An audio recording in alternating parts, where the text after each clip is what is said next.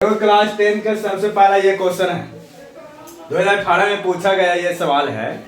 कहता है कि क्वेश्चन क्या कहता है कि P तथा Q को किन मानों के लिए निम्नलिखित रेखीय समीकरण, ये एक रेखीय समीकरण है, इसमें कहा P तथा Q का मान निकालना है, यानी P एंड यहाँ Q कहीं छिपा हुआ, P का मान एंड Q का मान। तो इस समीकरण में दो समीकरण है, पहला समीकरण एंड दूसरा समीकरण, ठीक है। इसमें दिया हुआ है अनगिनत हल होगा, यानी ये समीकरण को कह दिया दोनों समीकरण को कि अनगिनत हल होगा। तो बताइए इस हल के द्वारा आप इसे हल कीजिए, यानी अनगिनत हल के मान के लिए सबसे पहले क्या करना है, सबसे पहले तुमको कुछ आए या नहीं आए अनगिनत हल लिख देना है। हमें पता है कि अनगिनत हल का सूत्र के रूप में क्या कहता है। अनगिनत हल के मान के लिए सोचो जाइए, तुम्हें बताया था a1 by a2 b1 by b2 equal c1 by c2, ये बताया था ना। ये अनगिनत हल के लिए होगा रे बचवा, है ना। तो सबसे पहले देखेंगे a1 कौन समीकरण के होगा, तो a1 पहला समीकरण के होगा। तो हमने तो अभी क्रिया सिर्फ सूत्र का कार्य यहाँ पर लिखा है, ये पहला समीकरण, ये दूसरा समीकरण। इस पहला समीकरण को हम इस तरह से लिखते हैं कि p minus 1 into x plus 3y equal 2 है। तो हमें p minus 1 into x plus 3y, हम सभी समीकरण को इस तरफ ले आते हैं, माइनस प्लस में तो माइनस में 2 होगा बचवा, बोला समीकरण 1 हो जाएगा। इसमें समीकरण 1 में a1 कौन है, तो हमने कभी सिखाया है कि ax plus b by minus plus c equal 0, इस टाइप का a1 b1 c1, यानी कि इस समीकरण जैसा है, इस समीकरण जैसा है, ठीक है। तो a1 यहाँ पर p x का गुणांक में p माइनस 1 होगा, x के गुणांक में p माइनस 1 होगा। अब b1 के गुणांक में कॉमन, b1 के गुणांक में 3 है, प्लस में है 3, और c1 के गुणांक में कितना है, माइनस 2 है। अब यहाँ पर एक क्रिया हमें दूसरे समीकरण को काम करेंगे, तो दूसरे समीकरण को उसी लगातार में लिख लेंगे कि समीकरण हमें क्वेश्चन दिया हुआ कि 6x प्लस 2 माइनस q है और इंटू y इक्वल 6 है। तो बचवा कह रहा है कि ये प्लस में यहाँ पर हमें इस टाइप से कर लेना है, जैसे a2x plus b2y plus c2 equal 0। जैसे पहला समीकरण को इस तरह के मान के द्वारा किए हैं, तो इसी तरह से इसका मान के द्वारा इसी टाइप से यहाँ पर कर लेंगे।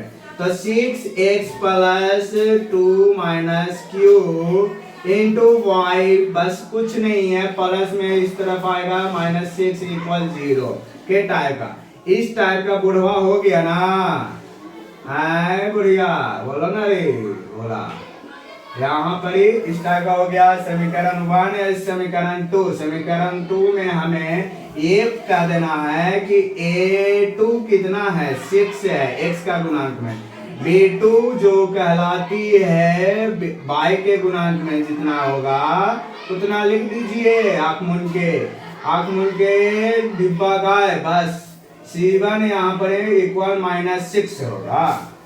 समझ में आ रहा है। अब यहाँ देखिए, बस इसी अनगिनत हल के मान के लिए इस मान को जितना हमने a1 a2 b1 b2 c1 c2 लिखा है उसी में मान सिर्फ रख देना है इसमें।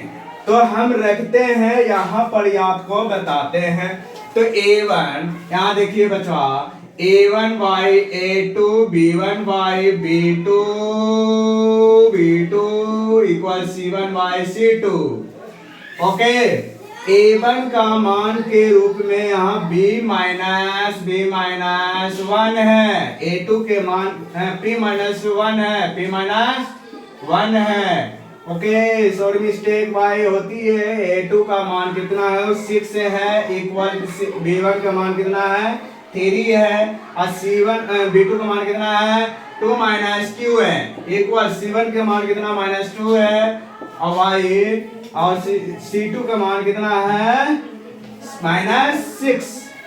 ये जो मनवा जो तीनों के इक्वल के बराबर किया है अनगिनत हल के लिए, तो समीकरण इसका हम मान लेंगे। यहाँ पर समीकरण 1 2 करके लिखा है ना, समीकरण यहाँ 3 सोच लो, कोई प्रॉब्लम, एनीबॉडी प्रॉब्लम।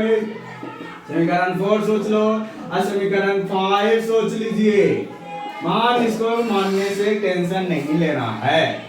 इसके समीकरण 3 इक्वल किसके साथ में कर देना, 5 में। हम इसके बराबर क्यों करूं, इसलिए करना है कि समीकरण 3 और समीकरण 5 में इसलिए करना है कि बचवा के देखेंगे कि हमें तो लाना P का मान और Q का मान, तब P और Q 3 और 4 का मान में से चलेंगे तो क्या होगा, नहीं आएगा। दोनों का मान P प्लस Q के रूप में हो सकता है। तो इस तरह से कर सकते हैं, ये दोनों को लेकर चल सकते हैं, मगर तुम्हें लॉन्ग में चल जाएगा। इसलिए 3 और 5 का रूप में चलेंगे तो ये संख्यात्मक में है, और दूसरे समीकरण से चलेंगे तो ये 4 और 5 से चलेंगे तो Q का मान निकल जाएगा। ठीक है, तो ये सोचना होगा। तो 3 और 4 से चलेंगे तो इक्वल दोनों से चलेंगे इक्वल में, तो P -1/6 इक्वल -2 होगा। माइनस से माइनस गायब, 2 3 छो पढ़ो। अब यहाँ इक्वल दोनों नीचे है, इसको इस तरह से भी काट सकते हैं, है ना, 3 दूनी 6। अब क्रॉस मल्टीप्लाई करो, इसके क्रॉस मल्टीप्लाई करो, इसके क्रॉस मल्टीप्लाई, P -1 इक्वल इधर इस तरफ जाएंगे तक 2, इधर कुछ नहीं बच्चा, 1 बच्चा, तक 2 बन जा, 2 1 बचा, यानी P बराबर 2 प्लस में हो जाएगा, माइनस में तो प्लस में इस तरफ हो जाएगी, इक्वल कितना P 2 1 3, P बराबर आया 3। अब Q बराबर लाना है तो बच्चा, तो यहाँ देखो, अब चलेंगे चौथा समीकरण, अब पांचवा समीकरण, चौथा और पांचवा। ओके यहाँ पर देखिए 3y2 - Q इक्वल -2 - 6। बोला सही है, मेरा बात सही है ना, है इक्वल कितना, माइनस कट गया ऊपर नीचे, यहाँ 2 3 6, ये भी क्रिया वही क्रिया लग रहा है, लेकिन इसका तिरछा तिरछी नहीं कि काट देंगे,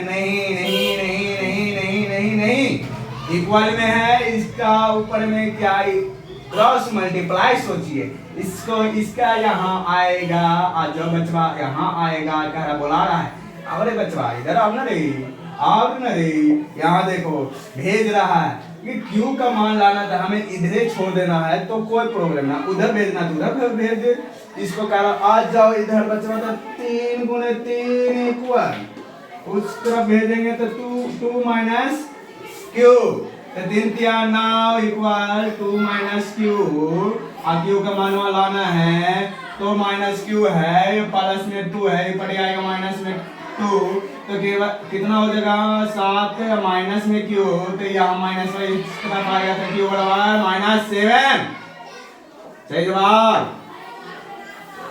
P और Q का मान कितना आया, P का मान 3 और Q का मान -7 आया, यही आंसर। समझ में आया रे बच्चा, आना चाहिए, नहीं आया तो डिसलाइक कर दे।